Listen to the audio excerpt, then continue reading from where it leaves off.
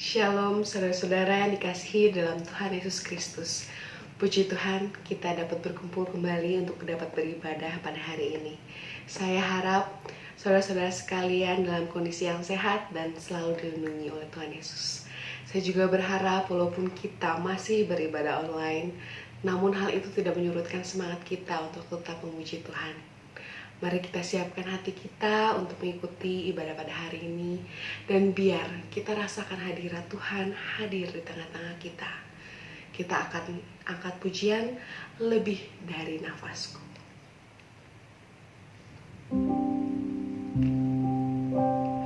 Tuhan, kami datang kepadamu. Kami rindu Tuhan saat teduh bersamamu. Kami ingin masuk ke dalam tahta-Mu yang kudus. Engkau adalah terang dalam kehidupan kami, dan kami akan berjalan bersamamu seumur hidup kami.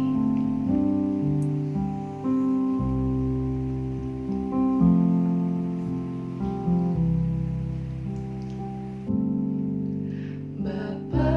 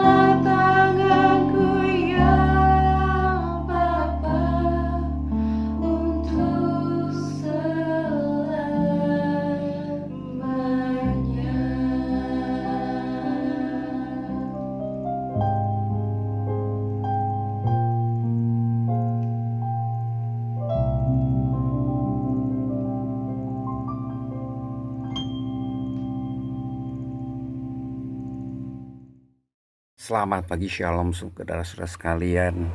Tuhan baik buat kita saat ini. Kesempatan diberikan oleh Tuhan untuk kita bisa kembali mendengar firman Tuhan. Mari kita siapkan hati kita. Kita akan berdoa. Tuhan Yesus yang baik, Tuhan yang mengasihi kami semua, Tuhan yang akan menolong kami semua. Saat ini Tuhan, ketika kami mendengar firman-Mu, pengertian dari Engkau, kami perlukan supaya kami Tuhan benar-benar bisa menerapkan setiap firman-Mu dan melaksanakannya dalam kehidupan kami, untuk kami makin hari makin berkenan di hadapan-Mu. Tuhan yang akan mengurapi kami jadi dengan urapan yang kudus dari Engkau, supaya kami suci Tuhan dan berlayak di hadapan-Mu. Kami serahkan pemberitaan firman Tuhan pada pagi hari ini hanya ke dalam tangan-Mu, di dalam nama Tuhan Yesus Kristus Juru Selamat yang hidup. Haleluya. Amin. Saudara, pagi hari ini Tuhan masih memberikan kesempatan buat kita untuk kita boleh datang kepadanya. Kita boleh mendengar firman Tuhan yang menjadi sumber kekuatan, yang menjadi pegangan dalam hidup kita, untuk kita bisa menjalani kehidupan ini sesuai dengan kehendaknya. Ya, memang hidup adalah kesempatan, saudara, ya, seperti lagu yang dikatakan, hidup ini adalah kesempatan. Memang hidup ini terdiri dari kesempatan-kesempatan. Nah, kita akan bahas pada saat ini, ya, apa itu kesempatan. Ya, kita akan lihat kesempatan itu bisa berupa peluang, bisa juga dikatakan sebagai waktu artinya. Ya, jadi kalau dianggap sebagai peluang, kita itu kenapa bisa dianggap sebagai peluang? Jadi itu kita bisa ambil atau abaikan. Ya, kesempatan ini kita bisa ambil atau abaikan. Tapi dari sisi waktu, dari kita lihat atau sebagai waktu, itu memang seperti waktu, kesempatan itu tidak akan datang kedua kali, kesempatan yang sama, saudara, ya. Jadi memang diperlukan satu keputusan, ya, untuk menghadapi atau untuk menyikapi kesempatan ini, saudara, ya. Dan setiap keputusan yang kita ambil itu akan menentukan nasib kita selanjutnya. Ya, kita memilih suatu kesempatan, memilih untuk mengambil atau mengabaikan, itu menentukan nasib kita selanjutnya. Puji Tuhan, kita melihat, ya, ada 3 sikap manusia terhadap kesempatan. Yang pertama, orang yang lemah. Ya, kenapa dikatakan orang yang lemah? Karena dia tidak melakukan suatu apapun. Ya, dia hanya menunggu. Ya, dia pasif menunggu kesempatan itu datang. Ya, kemudian yang kedua, ada orang yang dikatakan orang kuat. Ya, di mana orang ini mencari kesempatan. Bahkan kalau tidak menemukan kesempatan itu, mereka akan menciptakannya. Nah, saudara, mereka menciptakan kesempatan. Nah, tetapi ada orang yang ketiga, orang yang lebih baik dari itu. Mereka adalah orang yang bijak. Dikatakan bijak karena mereka memanfaatkan setiap kesempatan yang mereka anggap ini adalah hal yang paling baik. Ya, kesempatan yang paling baik untuk mereka ambil. Dan mereka manfaatkan karena menganggap bahwa kesempatan sebagai karunia yang sangat berharga dan belum tentu akan datang untuk kedua kalinya. Ya, memang pada saat-saat tertentu, pada kondisi-kondisi tertentu, munculnya kesempatan mungkin butuh pematangan waktu, saudara. Ya, oleh sebab itu orang yang bijak akan menyikapi dengan waspada setiap kesempatan, dan dia proaktif dan juga penuh dengan kesiapan. Ya, memang kesiapan ini penting di dalam kehidupan kita, karena kesempatan biasanya datang dan bisa dimanfaatkan hanya oleh orang-orang yang siap. Oleh sebab itu dalam kehidupan kita harus selalu menyiapkan diri kita supaya ketika ada kesempatan datang, maka kita dapat mengambil kesempatan itu dan bisa memanfaatkannya dengan baik. Ya, puji Tuhan, saudara, kita akan bahas, ya, jemaat GPPI Sejahtera Bandung. Ya, kita akan bahas kesempatan, ya, yang akan kita lihat dari kisah di dalam Alkitab. Ya, kita saat ini kita akan bahas kesempatan yang sering dikatakan kesempatan itu tidak datang kedua kalinya. Kadang-kadang ambil, cepat ambil karena tidak datang kedua kalinya. Seperti teman saya pernah telepon saya, dia tanya, "Pak, apakah kesempatan bisa datang kedua kalinya?" Saya bilang kesempatan memang yang sama mungkin tidak datang, tetapi saya bilang bisa saja kesempatan berikutnya itu lebih baik dari yang sekarang. Ya, dengan kita harus kaji betul, kita harus pikirkan betul kesempatan ini, pikirkan matang-matang, apakah ini harus diambil atau tidak. Nah, dalam Alkitab ada kisah yang mengatakan, yang menceritakan kesempatan kedua, ya, dan banyak di dalam Alkitab itu, ya, kesempatan kedua itu muncul. Ya, saudara, ya, kita akan bahas satu kisah, ya, Naomi di dalam Rut 4. Saudara. Ya, Rut 4 itu bercerita tentang Naomi. Ya, di sini dikatakan ayat yang ke-13. Lalu Boas mengambil Rut dan perempuan itu menjadi istrinya. Ya, dan dihampirilah dia. Ya, maka atas karunia Tuhan, perempuan itu mengandung lalu melahirkan seorang anak laki-laki. Ayat 14. Sebab itu perempuan-perempuan berkata kepada Naomi, "Terpujilah Tuhan yang telah rela menolong engkau pada hari ini dengan seorang penebus." Ya, termasyurlah kiranya nama anak itu di Israel. Ayat 15. Dan dialah yang akan menyegarkan jiwamu dan memelihara engkau pada waktu rambutmu telah putih. Sebab menantumu yang mengasihi engkau telah melakukan, ya, telah melahirkannya. Maaf saudara, perempuan yang lebih berharga bagimu dari 7 anak laki-laki. Ya, jadi di sini dikisahkan bahwa Naomi, ya, mendapatkan, ya, satu penolong yang bisa memberikan menyegarkan jiwanya di masa-masa rambutnya putih atau di masa tuanya. Ya, dengan anak yang bisa memelihara, yang bisa merawat Naomi ketika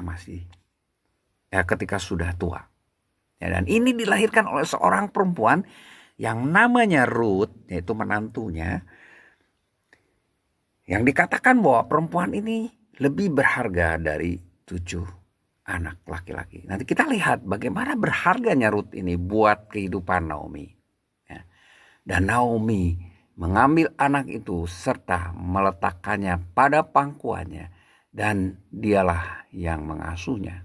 Dan tetangga-tetangga perempuan memberi nama kepada anak itu. Katanya, pada Naomi telah lahir seorang anak laki-laki. Lalu mereka menyebut namanya Obed. Ya, menyebutkan namanya Obed. Dialah ayah Isai, ayah Daud. Saudara, siapa penebus itu? Ya, di dalam Rut 2 ayat 20 dikatakan, ya, terpujilah Tuhan. Ini kata Naomi, saudara. Terpujilah Tuhan bahwa ada orang yang seperti itu atau seperti dia. Allah terus menerus menyatakan kebaikan kepada kita maupun kepada almarhum suamimu. Seru Naomi kegirangan. Ya, ia salah seorang sanak kita yang terdekat, yang wajib menebus kita. Itu dalam terjemahan firman Allah yang hidup. Nah, dikatakan dialah yang wajib menebus mereka. Ya, sama seperti dikatakan di dalam terjemahan baru. Sedangkan terjemahan AVT itu mengatakan salah satu dari penebus. Memang dialah Boas. Boas adalah salah satu ya orang yang punya kewajiban untuk menebus ya keluarganya yang mungkin sudah kehilangan ya orang yang atau kematian seseorang sehingga dan tidak punya keturunan sehingga tanahnya itu harus tetap dijaga, saudara. Ya, oleh sebab itu harus ditebus oleh orang Israel kembali supaya tanahnya itu tidak terbengkalai ya, tidak berpemilik gitu ya. Harus ada pemiliknya. Ya. Dan kemudian dia bicara dengan seorang penebus lain yang lebih dekat, yang lebih wajib. Dan dia katakan, ya, kau ambil, kau beli, kau wajib menebus ya tanah itu. Ya, dia bilang oke, siap. Tetapi Boas bilang kalau engkau mengambil tanah itu, maka engkau harus mengambil Rut, ya, istri dari Mahlon, menjadi istrimu. Wah, penebus itu tidak mau, saudara ya. Dia dikatakan saya nggak mau mengotori, mencemarkan keturunan saya. Sebab itu ambillah, ya. Kemudian Boas mengambil Rut, ya saudara. Nah, kita lihat kisah ini dari awal diceritakan di dalam kitab Rut 1 ayat 2. Ya, pertama kita melihat ada seorang ya, pria yang namanya Elimelek. Dia adalah ya seorang keturunan Efrata ya. Nah, Efrata itu dia Yehuda. Nah, makanya Elimelek ini hidup tinggal di Bethlehem ya, saudara. Nah, arti dari Elimelek adalah Tuhanlah rajaku. Dia menikah dengan seorang yang bernama Naomi ya, yang memiliki arti yang baik juga, manis atau kesukaan ya, tetap. Dan mereka betul-betul dikaruniai oleh Tuhan 2 orang anak yang bernama Mahlon dan Kilion. Cuman saya juga tidak mengerti dan aneh, saudara ya, sebetulnya 2 orang yang memiliki nama dengan arti yang baik. Dan biasanya orang tua juga akan memberikan arti yang nama dengan arti yang baik kepada anak-anaknya, karena juga itu menunjukkan harapan dari setiap orang tua terhadap anak-anaknya. Namun saya melihat dan kita melihat bahwa Mahlon itu artinya berpenyakit, arti yang jelek. Kenapa justru dia dikasih nama berpenyakit? Ya, yang memiliki arti berpenyakit. Kilion juga sama, merana, terpenjara. Jadi 2 arti ya yang ya saudara aneh sekali saudara diberikan kepada anak yang tentu dikasihi ya oleh orang tuanya ya. Saudara, mereka tinggal di Bethlehem. Kita lanjutkan. Ya. Nah, ketika itu terjadi suatu peristiwa yang membuat mereka mengambil keputusan untuk pergi ke Moab. Ya, Moab adalah bangsa kafir. Tuhan melarang orang-orang Israel bergaul dengan orang kafir. Tetapi Elimelek itu memutuskan untuk pergi ke Moab. Pindah. Kenapa? Karena melihat ada satu kesempatan untuk menyelamatkan hidup mereka dari kelaparan yang terjadi di Bethlehem. Ini juga rada aneh, saudara ya, sebetulnya. Kenapa? Karena arti dari Bethlehem dalam bahasa Arab adalah rumah daging. Dan dalam bahasa Ibrani sendiri adalah rumah roti. Ya, dari arti ini, arti nama Bethlehem. Harusnya di Bethlehem ini, di kota Bethlehem itu terjadi kelimpahan baik roti maupun daging. Tapi pada saat itu memang terjadi kelaparan. Ya, tidak akan saya bahas kenapa itu terjadi. Tapi kita akan lanjut kisah ini, saudara ya. Kita akan lanjut kisah ini. Nah, keputusan Elimelek untuk mengambil kesempatan untuk bisa memperbaiki hidupnya, untuk pergi ke Moab, itu memunculkan atau menimbulkan masalah. Kita lihat masalah yang pertama. Elimelek dikatakan di dalam Rut 1 ayat 3. Dia meninggal dunia di Moab. Selang ya, setelah kematian Elimelek, ada hal yang dilakukan oleh Mahlon dan Kilion. Mereka juga melanggar ya, perintah Tuhan, melanggar larangan Tuhan. Mereka melanggar perintah Tuhan untuk mengawini kaum sebangsanya dan melanggar larangan Tuhan untuk kawin dengan orang-orang ya, asing atau di luar orang Israel.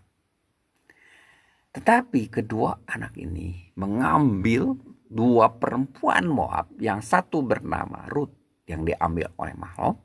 Rut ini mempunyai arti persahabatan, artinya cukup baik, saudara. Tetapi Kilion mengambil Orpah, artinya keras kepala. Ya, jadi ya pasti terlihat bagaimana orang yang keras kepala sulit diatur.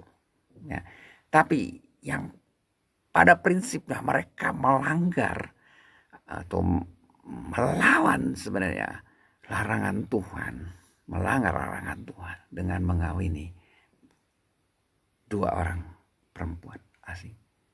Bergaul saja sebetulnya ada larangan. Tetapi apalagi saudara yang inilah mengambil, jadi campur dengan mereka, kawin campur dengan mereka. Ya, dan terjadilah masalah yang kedua selang 10 tahun. Yaitu apa saudara? Kedua anak Elimelek dan Naomi, Mahlon dan Kilion meninggal. Ya, dikatakan di dalam ayat 5 pasal 1. Nah, mereka, Naomi dan kedua menantunya, menjalani kehidupan ya, sampai 10 tahun di Moab. Nah, setelah 10 tahun, Naomi melihat satu kesempatan untuk dia bisa balik, saudara, ke Bethlehem, karena di Bethlehem Naomi mendengar kelaparan itu sudah teratasi. Akhirnya mereka berangkat untuk kembali ke Bethlehem. Nah, tapi di tengah jalan Naomi berbicara kepada kedua menantunya dan meminta mereka untuk balik meneruskan kehidupan mereka di Moab, untuk menikah lagi, memiliki keluarga lagi. Tetapi kedua menantu ini tetap ingin ikut Naomi, ya, dan akhirnya dengan paksaan hanya Rut ya yang tetap berkeras untuk ikut Naomi ke Bethlehem. Dia katakan, ya, kemanapun engkau pergi aku akan ikut. Bangsamu adalah bangsaku. Dimanapun engkau akan meninggal, di situ pun aku akan meninggal. Ya, satu kebaikan hati yang sangat luar biasa. Sebagai orang yang yang mungkin juga tidak tahu keadaan di Israel seperti apa, karena dia akan menjadi orang asing di Israel. Tetapi Rut menyatakan diri untuk tetap mengikuti Naomi, bahkan mengaku bahwa bangsa Naomi adalah bangsanya. Dan Orpah akhirnya memutuskan untuk kembali ke Moab. Ya. Apa yang diambil atau keputusan yang diambil oleh Rut, ya, kita lihat berbuah kebaikan. Rut akhirnya sampai bersama Naomi sampai di Bethlehem, dan sehari-hari ya dia diminta oleh Naomi untuk masuk ke dalam ladang, ya, orang-orang yang cukup kaya yang memiliki ladang, untuk mengambil sisa-sisa berkas yang ya waktu itu musim jelai, ya, panen jelai, ya, untuk mengambil sisa-sisa panen itu. Dan Rut melakukannya. ya, sampai akhirnya, ya, di akhir dari kisah ini, ya, dia masuk, saudara, di dalam satu ladang yang dimiliki oleh Boas. Ya, Boas artinya Tuhan berkuasa, ya, atau tangkas, atau kesediaan. Ya, kenapa? Boas akhirnya mengambil Rut menjadi istrinya. Ya, dia memutuskan untuk menjadi penebus dari keluarga Elimeleh ini. Ya, dia menjadi suami Rut. Art atau makna, ya, yang penebusan yang luar biasa nanti kita akan lihat. Rut adalah seorang perempuan yang luar biasa. Dia menarik perhatian Boas. Karena apa? Karena keuletannya. Ini terlihat dia bekerja dari pagi hingga sore hari. Dan dia bekerja dengan ulet itu, dengan bisa menunjukkan kebaikan hatinya. Yaitu untuk memelihara kehidupan mertuanya, Naomi. Boas mendengar apa yang dilakukan Rut. Dia melihat keulatan. Dia melihat kebaikan hati. Dia dengar dari orang-orang bahwa Rut datang dari Moab bersama Naomi. Dan dia bekerja dari pagi hingga sore hari tanpa henti. Dari pekerja-pekerjanya. Dia dengar Rut ini sangat ulet. Memang Rut adalah orang yang peka melihat situasi. Dia minta izin kepada, ya, pekerja di sana. Dan dia diizinkan, kemudian dia ambil kesempatan itu dengan sebaik-baiknya. Jadi Rut adalah orang yang pintar. Ya, dia gesit, dia berjuang dan bekerja keras. Dia tidak menyia-nyiakan kesempatan yang dia terima, tetapi memanfaatkan kesempatan yang diberikan dengan pertimbangan matang sehingga diberkati Tuhan. Saudara, Naomi merasa telah kehilangan semuanya. Dia merasakan kehilangan semua sumber daya pribadinya di negeri asing. Dan dia berpikir hidupnya sudah berakhir. Tetapi saudaraku, ya, ini seperti, ya, ini dikatakan di dalam Rut 1 ayat 20 dikatakan, tetapi ia berkata kepada mereka. Ya, kenapa? Karena dia merasa hidupnya sudah berakhir. Ya, ia berkata kepada mereka, janganlah sebutkan aku Naomi, sebutkanlah aku Mara. Sebab yang Maha Kuasa telah melakukan banyak yang pahit kepadaku. Naomi yang berarti manis. Ya, dan Mara.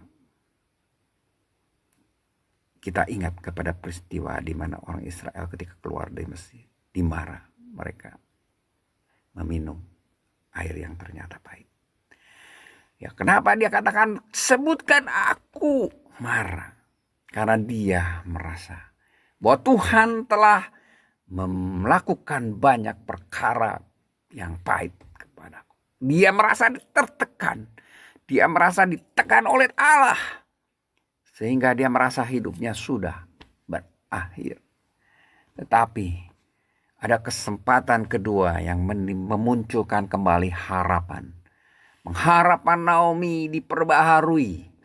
Ya, ini kita lihat dari kisah yang tadi kita baca, Rut 4 ayat 13 sampai 17. Karena kasih Allah melalui Boas yang memulihkan garis keturunan keluarga Elimeleh dan Naomi dengan menikahi Rut.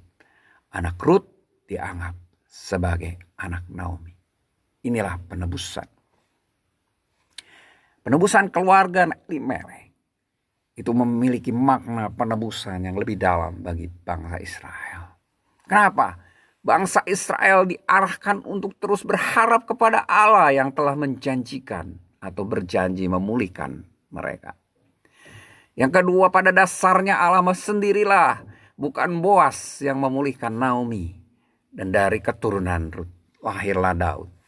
Dan akhirnya Yesus yang kemudian memulihkan semua orang percaya untuk kembali memiliki relasi dengan Allah.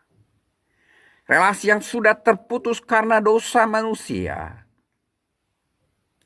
itu diperbaiki dengan lahirnya Tuhan Yesus yang merupakan keturunan Daud, keturunan Isai, keturunan Obed yang merupakan anak dari Boas dan Rut.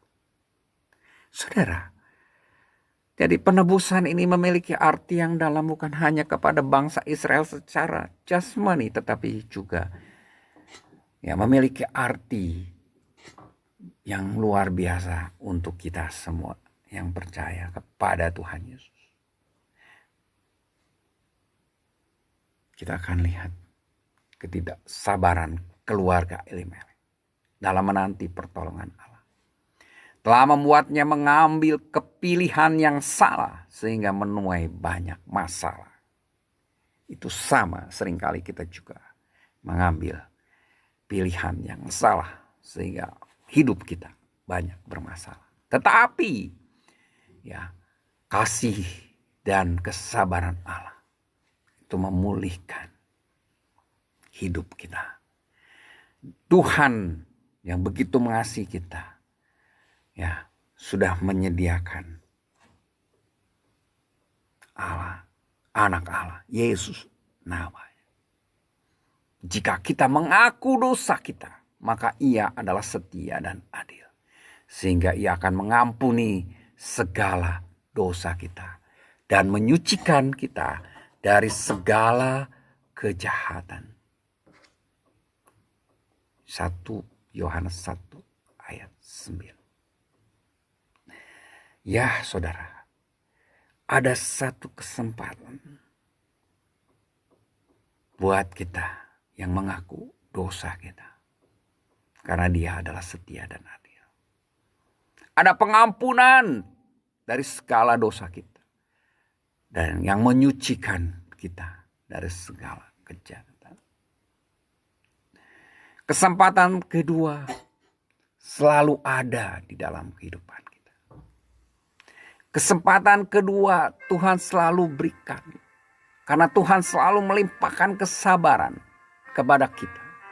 Meski kita berulang kali terjatuh dalam dosa, dengan selalu memberikan kesempatan kepada kita untuk memperoleh pengampunannya, saudara. Kita lihat dosa sebesar dosa Daud dan Paulus tidaklah main-main. Namun bagi mereka pun tetap tersedia pengampunan. Daud, kita tahu kisahnya. Dia adalah seorang pembunuh. Paulus juga seorang pembinasa dari orang-orang yang percaya kepada Tuhan Yesus. Bahkan Daud membunuh karena dia berzina. Dia akhirnya membunuh Uria yang begitu setia kepadanya. Seorang yang begitu baik hati kepadanya. Mau meninggalkan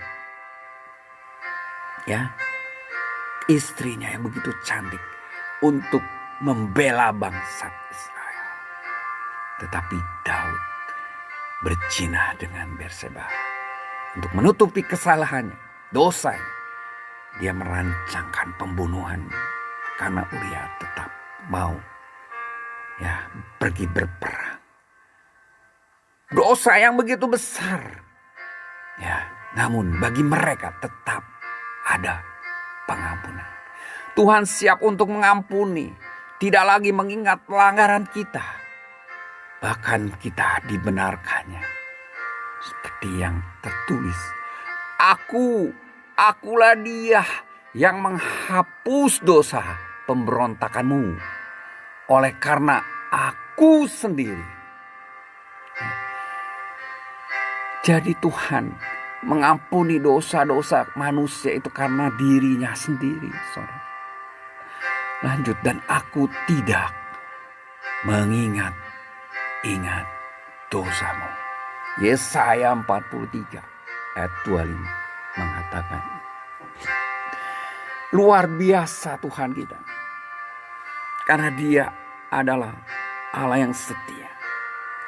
Dia siap mengampuni ketika kita mengakui dosa kita. Sebuah lagu lama, saudara, ya, menyatakan hal ini.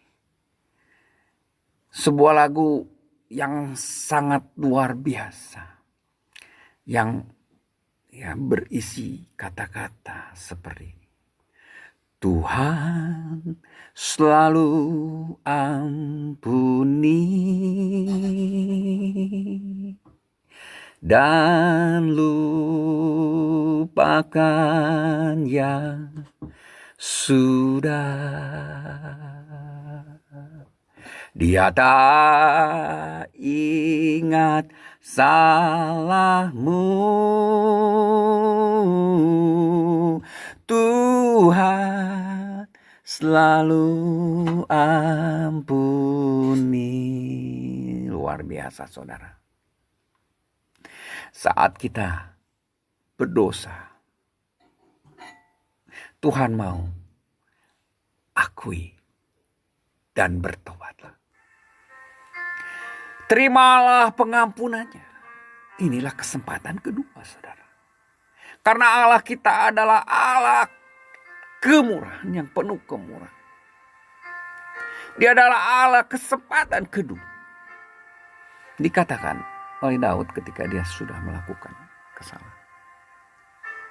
Dosaku kuberitahukan kepadamu dan kesalahanku tidaklah kusembunyikan. Aku berkata, aku akan mengaku kepada Tuhan pelanggaran-pelanggaranku. Dan engkau mengampuni kesalahan karena dosaku. Selah. Hal ini tertuang di dalam Mazmur 32 ayat 5. Daud mengaku dosanya ketika Nathan mengatakan bahwa orang yang mengambil domba yang dimiliki oleh si miskin adalah engkau. Daud sadar dan dia mengakui dosa. Dia tidak menyembunyikan pelanggarannya, kesalahannya. Dia katakan, dia bicarakan, dia ceritakan kepada Tuhan. Nah, saudara, kesempatan pun ada untuk Daud memperbaiki. Tetapi kesempatan ini akan tertutup selamanya. Kesempatan ini akan tertutup bagi orang yang menyia-nyiakan kesempatan. Apa yang dikatakan oleh Matius 7 ayat 23. Pada waktu itulah aku akan berterus terang kepada mereka dan berkata, aku tidak pernah mengenal kamu. Nyala daripadaku, kamu sekalian pembuat kejahatan. Jadi akan ada satu kesempatan, satu waktu di mana kesempatan ini akan tertutup selamanya. Oleh sebab itu berjaga-jaga dan manfaatkan setiap kesempatan. Seperti yang dikatakan di dalam Matius 25 ayat 13. Karena itu berjaga-jagalah sebab kamu tidak tahu akan hari maupun akan saatnya. Kita tidak tahu saat mana kesempatan ini akan tertutup bagi kita. Sehingga Tuhan bisa mengatakan, aku tidak pernah mengenal engkau. Wahai engkau, nyalah engkau, pembuat kejahatan. Karena kita masih tinggal di dalam dosa kita. Jangan seperti Hizkia. Kita tahu kisah ini diceritakan di dalam 3 kitab di dalam Alkitab.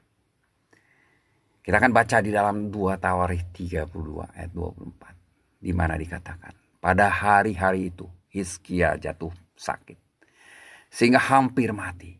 Ia berdoa kepada Tuhan dan Tuhan berfirman kepadanya dan memberikannya suatu tanda ajaib. Hizkia berdoa kepada Tuhan. Dia mengakui kesalahan dan memohon. Ya, ketika sakit itu. Kenapa? Memohon dan mengatakan bahwa dia adalah orang yang baik. Tuhan, ingatlah kiranya bahwa aku telah hidup di hadapan-Mu dengan setia dan dengan tulus hati, dan bahwa aku telah melakukan apa yang baik di mata-Mu. Kemudian menangislah Hizkia dengan sangat. Hizkia adalah anak Ahaz, Raja Yehuda. Umurnya 25 tahun ketika menjadi raja dan 29 tahun memerintah Yerusalem. Dia mendapatkan kesempatan untuk memerintah Israel atau Yehuda. Waktu itu sudah terpecah, saudara. Dia memang raja yang baik. Hidup benar di mata Tuhan. Walaupun ayahnya tidak hidup benar di mata Tuhan. Ya, dia menjauhkan diri dari perbuatan yang tidak disenangi Tuhan. Dia buang semua berhala-hala, dihancurkan semua berhala dan kembali kepada Tuhan. Dia memiliki iman yang teguh. Saudara, tapi ada, ya sebagai manusia tentu ada kelemahan. Satu waktu ketika Sanherib menyerang pertama kali, dikatakan sesungguhnya engkau berharap kepada tongkat bambu yang patah terkulai itu, yaitu Mesir yang akan menusuk dan menebus tangan orang yang bertopang kepadanya. Begitulah keadaan Firaun, Raja Mesir, bagi semua orang yang berharap kepadanya. Ya, Hizkia tidak menjadi teladan karena dia tidak mengandalkan Tuhan. Dia mengandalkan Mesir. Tuhan tidak menginginkan anak-anaknya melupakan dia. Allah yang begitu besar sanggup menolong dia sebab dia penuh kuasa. Tetapi yang dilakukan oleh Hizkia, dia tidak mengandalkan Tuhan yang Maha Kuasa itu. Dia kurang iman. Ya, ketika secara memalukan mengadakan persepakatan dengan orang Mesir pada saat serangan Sanherib. Diceritakan di dalam 2 Raja-Raja 18 ayat 13 sampai 16. Kemudian lanjut 20. Kenapa? Ya, hal ini terjadi pada tahun ke-14 zaman Raja Hizkia itu. Dia mengutus orang-orang kepada Raja Asyur di Laksis dengan pesan, aku telah berbuat dosa. Aneh, saudara. Mengaku kepada orang, bukan kepada Allah. Ya, undurlah daripadaku. Apapun yang kau bebankan kepadaku akan kupikul. Ya, menghambakan diri kepada Laksis. Bukan menghambakan kepada Tuhan, kepada Allah. Inilah kesalahan. Karena dia kurang iman. Kemudian memberikan segala perak yang terdapat di rumah Tuhan dan di dalam perbendaharaan istana raja. Dia juga sampai mengerat emas dari pintu-pintu dan dari jenang-jenang pintu bait Tuhan. Kemudian diberikan semuanya kepada Raja Asyur. Saudara, dia mengandalkan manusia karena kurang iman. Tuhan sangat sedih. Bahkan ada lagi kesalahan berikut. 2 Tawarikh 32 ayat 25. Tidak berterima kasih atas kebaikan Allah karena ia menjadi angkuh sehingga ia dan Yehuda dan Yerusalem ditimpa murka. Kenapa? Yesaya bertanya ketika orang-orang Babel, utusan Babel itu yang menengok dia sudah pulang. Dia bertanya. Lalu tanyanya lagi, apakah yang telah dilihat mereka di istanaku? Jawab Hizkia, semua yang ada di istanaku telah mereka lihat. Tidak ada barang yang tidak kuperhatikan kepada mereka. Kuperlihatkan kepada mereka di perbendaharaanku. Jadi semuanya diperlihatkan. Ini bentuk dari keangkuhannya, kesombongannya. Dia mau tunjukkan kepada orang-orang Babel, utusan Babel, bahwa dia memiliki segala. Dan apa ya yang dilakukan pada saat utusan Babel ini datang. Akhirnya Babel menyerang dan mengambil semua barang-barang yang diperlihatkannya. Semua diangkut ke Babel. Barang-barang. Ya, satu yang menyedihkan, saudara. Sebetulnya Hizkia diberi kesempatan oleh Tuhan. 2 Raja-Raja 20 ayat 5 katakan. Allah berfirman kepada Yesaya, pergilah dan katakanlah kepada Hizkia, beginilah firman Tuhan Allah Daud, bapa leluhurmu. Telah kudengar doamu dan telah kulihat air mata. Sesungguhnya aku akan memperpanjang umurmu 15 tahun lagi. Saudara, satu waktu yang cukup panjang untuk memperbaiki kekurang imanan dia. Hizkia masih berkesempatan untuk menunjukkan wujud dari iman yang sejati. Kesempatan yang indah. Tapi dia sia-siakan. Dia angkuh. Kesempatan akan selalu terbuka ketika kita masih hidup. Oleh sebab itu berbaliklah segera kepada Tuhan sebelum terlambat. Kita lihat Tuhan Yesus menunjukkan janji Allah ya untuk orang-orang ya yang mau mengikuti arahnya, bahwa Tuhan Yesus ya mengingatkan kepada Simon ya, berbunyi demikian di dalam Lukas 22. Simon, Simon, lihat iblis telah menuntut untuk menampi kamu seperti gandum. Ayat 32, tetapi aku telah berdoa. Ya, tetapi aku telah berdoa untuk engkau supaya imanmu jangan gugur. Dan engkau, jikalau engkau sudah insaf, kuatkanlah saudara-saudaramu. Ada tugas. Ya, tetapi ayat 33 ini menunjukkan juga keangkuhan Simon Petrus. Jawab Petrus, Tuhan, aku bersedia masuk penjara dan mati bersama-sama dengan engkau. Peristiwa ini atau kata-kata ini dikatakan memang sebelum Tuhan Yesus ditangkap. Tapi Tuhan Yesus sudah menggambarkan bagaimana dia akan menderita penderitaan yang begitu luar biasa. Dan Simon diingatkan oleh Tuhan Yesus. Ya, sebetulnya iblis juga sudah menuntut menampi dia supaya iman Simon gugur. Simon dengan ya begitu luar biasa katakan, tidak, aku bersedia masuk penjara, bahkan mati bersama-sama engkau. Tetapi Yesus berkata ayat 34, aku berkata kepadamu Petrus, hari ini ayam tidak akan berkokok sebelum engkau 3 kali menyangkal bahwa engkau mengenal aku. Saudara, ada janji Tuhan. Ada janji Tuhan. Tuhan akan berikan kesempatan.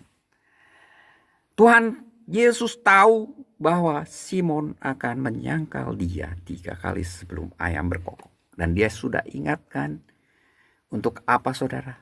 Supaya Simon Petrus ini ketika dia sudah melakukan kesalahan dengan 3 kali menyangkal Tuhan Yesus. Dan setelah insaf, dia memiliki tugas untuk menguatkan ya saudara-saudara seiman lainnya. Dia luar biasa. Allah yang luar biasa. Jadi selama hidup kita diberikan kesempatan oleh Tuhan untuk memperbaiki kesalahan kita. Kesimpulan firman Tuhan pada pagi hari ini. Dalam hidup ini kita bisa salah memilih. Seperti yang dilakukan Elimelek. Kita bisa salah bersikap yang berakhir atau bisa mengakibatkan, menghancurkan kehidupan kita. Tetapi karena kasih Tuhan, selalu ada kesempatan kedua berupa pengampunan, agar kita bisa memperbaiki kesalahan kita. Dan itu diberikan selama kita hidup. Oleh sebab itu kita harus selalu berjaga dan gunakan kesempatan tersebut dengan sebaik-baiknya. Saat kesempatan digunakan dengan sebaik-baiknya, maka ada masa depan yang indah bagi kita. Akan ada saatnya kesempatan tidaklah akan diberikan lagi pada kita atau tertutup. Jangan tunggu kesempatan itu tertutup bagi kita, tapi gunakan setiap kesempatan yang kita peroleh dengan sebaik-baiknya. Hidup kita, saudara, seperti ada satu lagu katakan, Tuhan hiasi.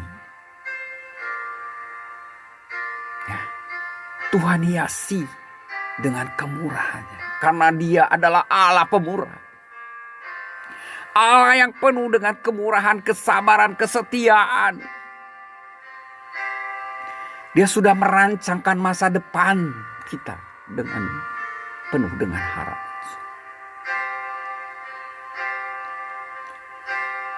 Dan kalau kita ada saat ini, semuanya karena kasih Allah kita. Kasih Tuhan Yesus. Kalau kita hidup hari ini, semuanya juga adalah berkat kemurahan Tuhan. Sudah sepantasnya kita berterima kasih. Bukan sombong setelah diberi kesempatan yang kedua, tetapi kita berterima kasih kepada Yesus. Karena Dia sangat baik dan teramat baik bagi kita semua.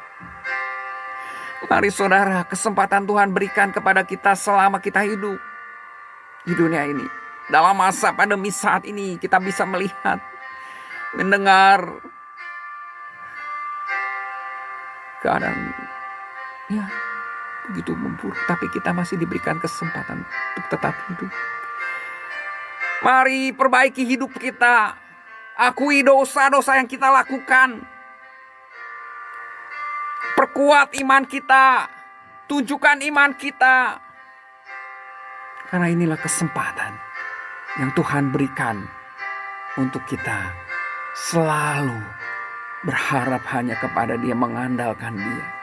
Ada pertolongan, ada pengampunan, ada kesempatan kedua untuk kita memperbaiki hidup, supaya jangan dikatakan, aku tidak pernah mengenal engkau, nyalah engkau pembuat kejahatan. Jangan hal itu terjadi dalam hidup. Mari saudara, mari bertobatlah kalau kita melakukan hal yang salah. Terima kasih Tuhan. Terima kasih. Terima kasih buat kebaikan. Kami sudah mendengar Tuhan firman-Mu yang mengingatkan kami untuk kami menggunakan kesempatan yang ada saat ini Tuhan. Terutama di masa-masa pandemi. Ketika kami masih diluputkan Tuhan dari pandemi. Kau yang sudah memberikan kesempatan buat kami tetap hidup. Dan dalam kehidupan kami ini biarlah kami boleh memiliki kesempatan untuk memperbaiki diri kami. Kesalahan-kesalahan kami. Untuk kami boleh memperkuat iman kami yang mungkin lemah. Untuk menunjukkan kemuliaan-Mu Bapa. Tanamkan setiap firman-Mu dalam hidup kami. Biarlah firman-Mu boleh menuntun kami. Untuk makin hari makin berkenan di hadapan. Kesempatan yang Kau berikan, biarlah kami gunakan dengan sebaik-baiknya. Biarlah kami boleh menjadi orang yang bijak. Terima kasih Bapa. Terima kasih untuk firman-Mu. Kami alaskan doa kami hanya di dalam nama Tuhan Yesus Kristus saja. Haleluya. Amin. Tuhan Yesus memberkati kita semua. Puji Tuhan, kita telah mendengarkan firman Tuhan. Biar firman Tuhan yang telah kita dengar dapat menjadi berkat untuk kita. Sebelum kita akhiri ibadah hari ini, mari kita angkat sebuah pujian, berkat kemurahan-Mu. Tuhan, berkat-Mu selalu bersama kami. Engkau sangat baik bagi kami dan teramat baik di dalam hidup kami. Kau hiasi kehidupanku dengan kemurahan-Mu. Kau rancangkan masa depanku penuh dengan harapan. Aku ada saat ini, semuanya karena kasih-Mu. Aku hidup hari ini, semua berkat kemurahan-Mu. Terima kasih, Yesus, Engkau sangat baik, teramat baik bagiku.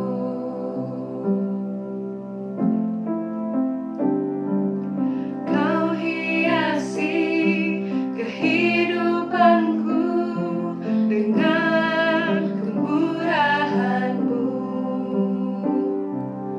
Kau rancangkan masa depanku penuh dengan harapan.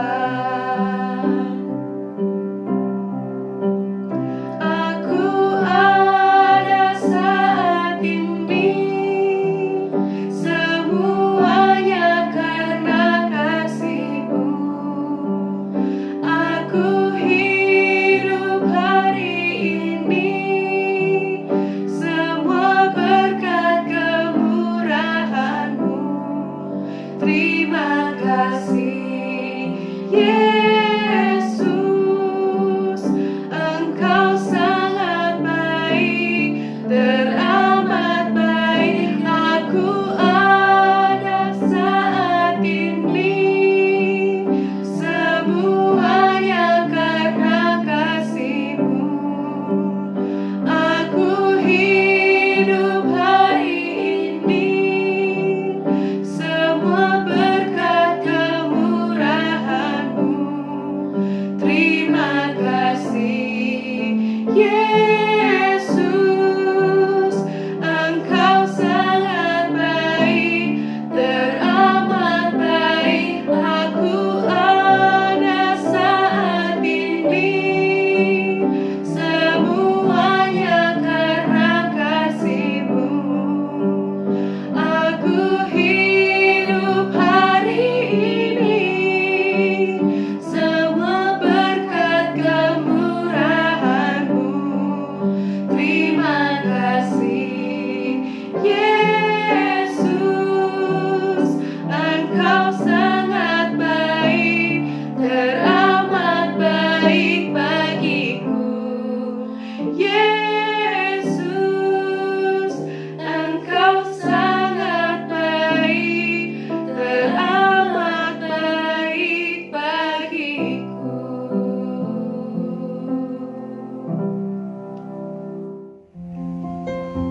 Saudara, kita pasti pernah merasa hilang harapan, salah mengambil keputusan, serta tidak tahu apa yang Tuhan inginkan.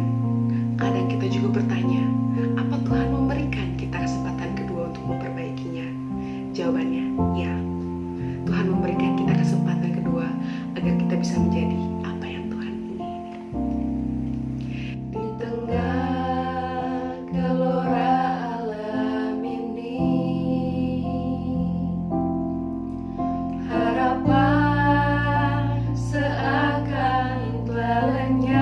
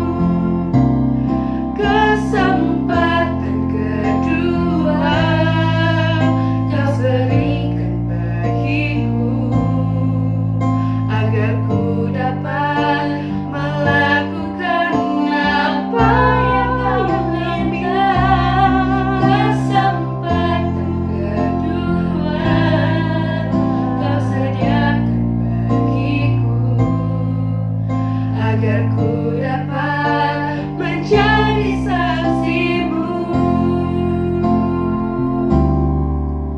agar ku dapat menjadi saksimu, agar ku dapat menjadi saksimu.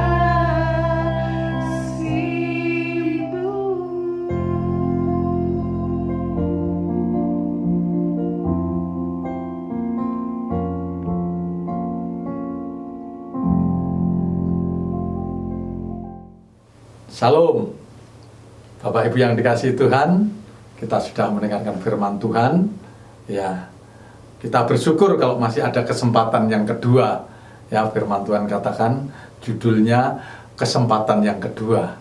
Ya, kalau masih ada kesempatan yang kedua, kita harus bisa merubah diri. Ya, kalau yang pertama mungkin dulunya kita gagal, kesempatan yang kedua harus berusaha lebih baik lagi. Puji Tuhan. Atas nama Gembala Sidang dan Jemaat Tuhan GPP Sejahtera, kami mengucapkan terima kasih kepada Bapak Yusak yang sudah menyampaikan firman Tuhan pada pagi hari ini. Mari Bapak Ibu Saudara kita berdoa untuk saudara-saudara kita dan juga berdoa untuk negara dan bangsa kita. Mari kita sehati berdoa.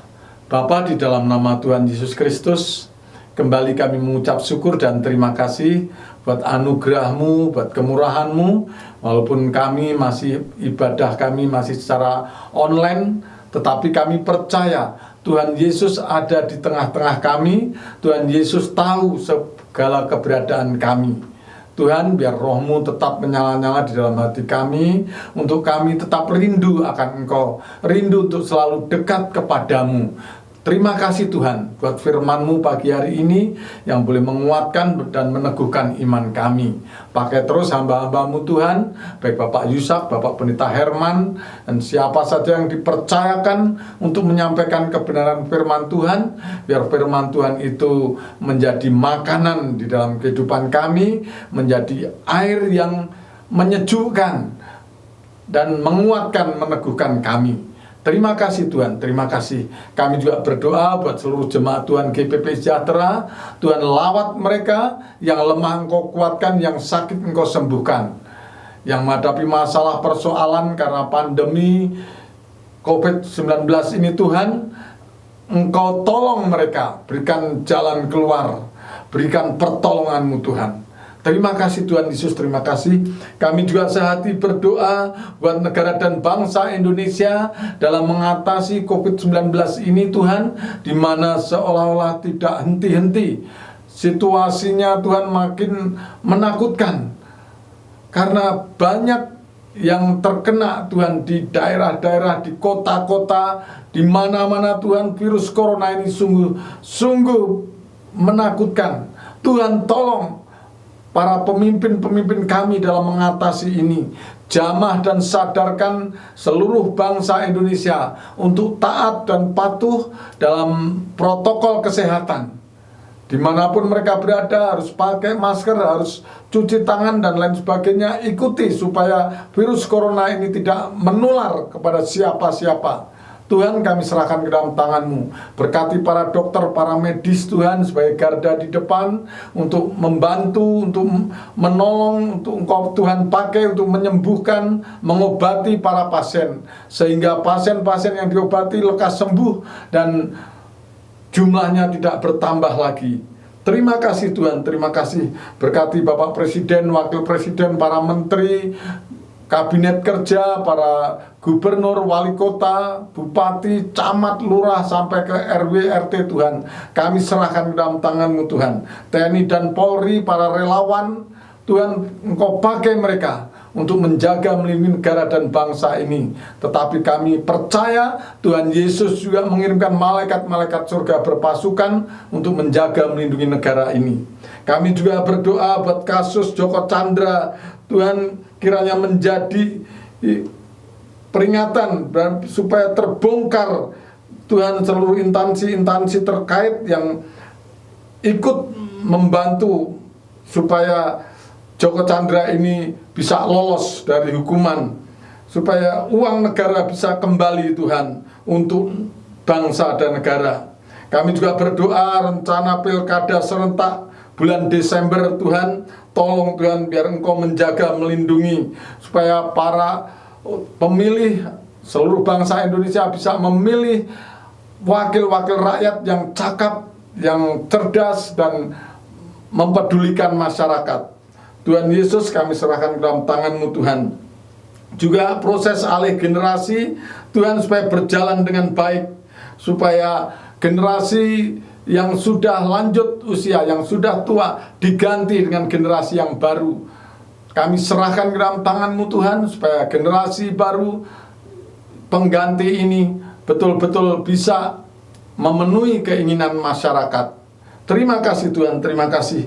Kami juga berdoa untuk para pendoa-pendoa sepaat, gerakan-gerakan doa maupun pemuda-pemudi yang masih terus berdoa bersama-sama. Tuhan, pemuda-pemudi Kristen yang terbentuk Tuhan untuk kesatuan semuanya Tuhan, untuk negara dan bangsa ini Tuhan, kami serahkan ke dalam tangan-Mu. Terima kasih Tuhan, terima kasih. Segala puji dan hormat dan syukur hanya bagi Engkau. Dalam nama Bapa, Putra, dan Roh Kudus, dalam nama Tuhan Yesus kami sudah berdoa dan mengucap syukur.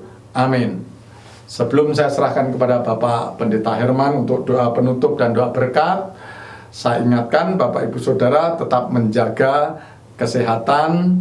Ya, ada olahraga, ada istirahat, makan teratur, minum teratur. Ya, saling mendoakan satu sama lain, saling mengingatkan. Ya, kegiatan gereja seperti biasa, setiap hari Rabu ada doa jam 6 sore, hari Sabtu jam 8 pagi, dan juga hari Minggu ibadah online di rumah masing-masing. Tetap tenang, tetap menjaga kesehatan. Sekian, terima kasih. Tuhan memberkati. Mari kita mengangkat tangan, kita menerima berkat Tuhan. Tuhan memberkati engkau dan melindungi engkau. Tuhan menyinari engkau dengan wajahnya dan memberi engkau kasih karunia. Tuhan menghadapkan wajahnya kepadamu dan memberi engkau damai sejahtera. Terimalah segala berkat terbaik yang sudah Bapa sediakan bagimu. Kasih karunia daripada Tuhan Yesus Kristus dan persekutuan dengan Roh Kudus senantiasa menyertai kami sekalian, mulai pagi hari ini sampai Maranatha, Tuhan Yesus datang kembali. Di dalam nama Tuhan Yesus Kristus, kami bersyukur dan berdoa padamu. Amin.